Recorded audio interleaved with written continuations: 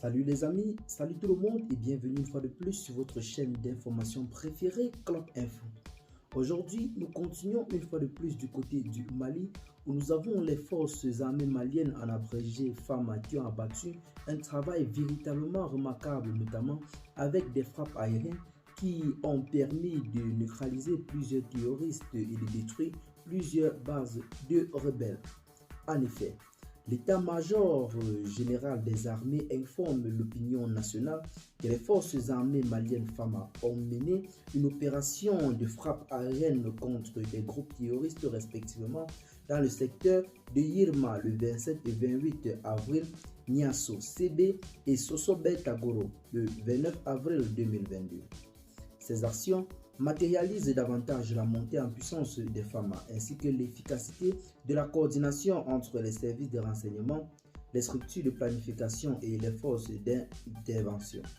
Le processus patient et professionnel de collecte, d'analyse et de recouvrement des services de renseignement a permis le ciblage extrêmement précis et des frappes très pointues comme nous affirme le chef d'état-major général des armées.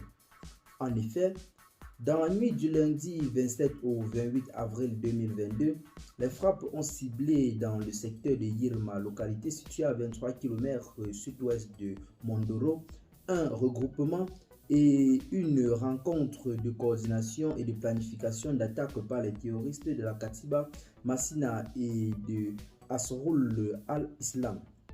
La cible détruite était la base du terroriste Ousmane Ima alias Abu Adama, petit frère du terroriste recherché avec le bilan suivant: 12 terroristes neutralisés, 7 blessés évacués dans une forêt aux alentours du village d'Issé, puis recevoir des soins, 3 véhicules calcinés, dont un pick-up équipé d'un 12,7 mm. Plusieurs motos dont un tricycle brûlé, secteur de Niasso CB, Sosobé Togoro, le village qui a été bombardé le 29 avril 2022.